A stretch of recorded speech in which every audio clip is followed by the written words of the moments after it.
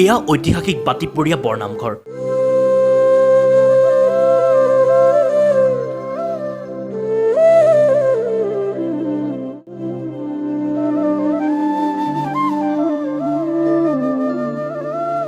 পবিত্ৰ ভাদ মাহত নাম কীৰ্তন ভকত বৈষ্ণৱৰ।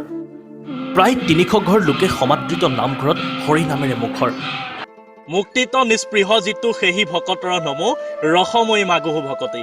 এয়া পবিত্ৰ ভাদ মাহ আৰু এই পবিত্ৰ ভাদ মাহতেই এতিয়া ৰাজ্যৰ নামঘৰে নামঘৰে হৰিনামৰ ধ্বনিত মুখৰিত হৈছে। আৰু আমি আহি উপস্থিত হৈছোহি ঐতিহাসিক বাতিপৰীয়াত। আৰু এই ঐতিহাসিক বাতিপৰীয়া বৰনামঘৰত এতিয়া হৰিনামৰ ধ্বনিৰে মুখৰিত হৈছে। অনুষ্ঠুপীয়াকৈ আয়োজন কৰিছে, কম সংখ্যক লোকেৰে আয়োজন কৰিছে পবিত্ৰ এই যি ভাদ মাহ, সেই ভাদ মাহৰ নাম প্ৰসংগ। কৰোণা কালত কেইজনমান ভকতে আহি নাম লৈছেহি নামঘৰত। ইতিহাস প্ৰসিদ্ধ এই বৰনামঘৰ ভাগে অতীজৰে পৰা ঐতিহ্য বহন কৰি আহিছে বাতিপৰীয়া গাঁওখনৰ।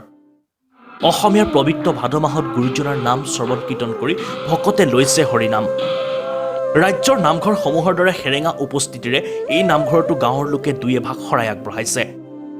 মহামাৰীৰ সন্ত্ৰাসৰ বাবেই কম সংখ্যক লোকেৰে ভাদ মাহৰ মাজভাগৰ পৰাহে আহি লৈছে নামঘৰত নাম।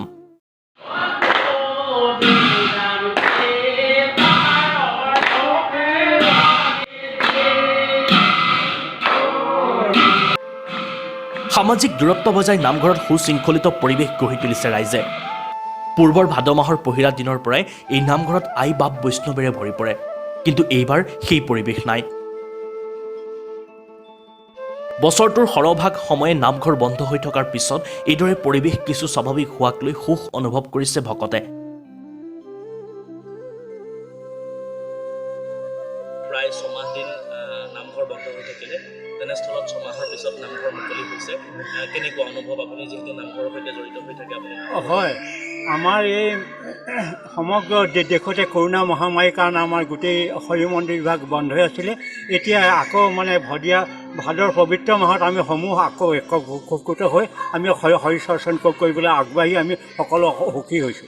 আনফালে ৰাজ্য চৰকাৰে কৰোণা কালত ৰাজ্যৰ পুৰণি নামঘৰসমূহ পুনৰ নিৰ্মাণৰ বাবে দিয়া সাহায্যৰ বাবেও উৎসাহী হৈ পৰিছে।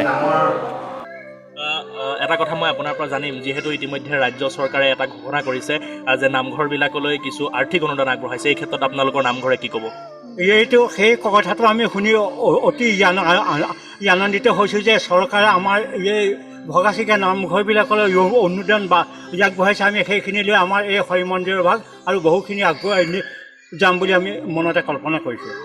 আৰু এইখিনিতে মই আৰু এটা কথা জানিম, ইয়াত কিমান ঘৰ লোক আছে এই নামঘৰটোত, বা কিমান আচলতে এই নামঘৰৰ সৈতে জড়িত হৈ আছে? আমাৰ এই নামঘৰ ভাগত অতীততে 120 ঘৰ আছিল। এতিয়া বৰ্তমান গৈ 350 ঘৰ হৈ একগোট হৈ আমি একে খেল হৈ এই হৰি মন্দিৰতে হৰি চৰ্চন কৰি আছোঁ। যিহেতু দেশত ইতিমধ্যে কৰোণা মহামাৰীৰ যি সন্ত্ৰাস, এই কাৰণে নামঘৰৰ ফালৰ পৰা কি ক'ব? নামঘৰৰ ফালৰ পৰা আমি চৰকাৰে যিটো সিদ্ধান্ত গ্ৰহণ কৰিছে সেইমতে আমি এইখিনি কাম কৰি যাম বুলি সকলোৱে একমত হৈ আগবাঢ়ি গৈছোঁ। হয়, আজি এই কৰোণা মহামাৰীৰ কাৰণত সম্পূৰ্ণ আমি 6টা মাহ বন্দী হৈ থাকিবলগীয়া হ'ল। কিন্তু এই পবিত্ৰ ভাদ মাহৰ উপলক্ষ্য কৰি আমাৰ ৰাইজ কম সংখ্যক হ'লেও আমাৰ এই হৰি মন্দিৰৰ প্ৰাংগণত উপস্থিত হৈছে আৰু পবিত্ৰ ভাদ মাহৰ নাম চলোৱা হৈছে। মই আপোনাৰ পৰা এটা কথা জানিম, আচলতে ইতিমধ্যে প্ৰায় ছমাহ নামঘৰ বন্ধ হৈ থাকিল। তাৰপিছত আজি বাতিপৰীয়াত ৰাইজ ইতিমধ্যে একত্ৰিত হৈছে শেহতীয়াকৈ। কেনেকুৱা আচলতে কি ক'ব? বাতিপৰীয়াৰ এজন আপুনি স্থানীয় যুৱক হিচাপে কি ক'ব?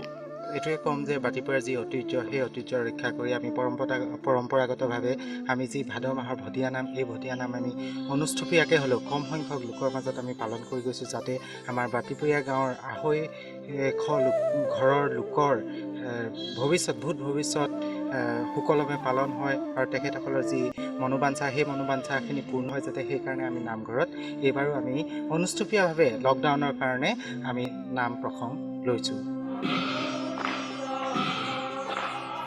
এনেকৈ এতিয়া নামঘৰৰ চৌপাশত গাঁৱৰ কেইজনমান ভকতে আহি নামেৰে মুখৰিত কৰিছেহি।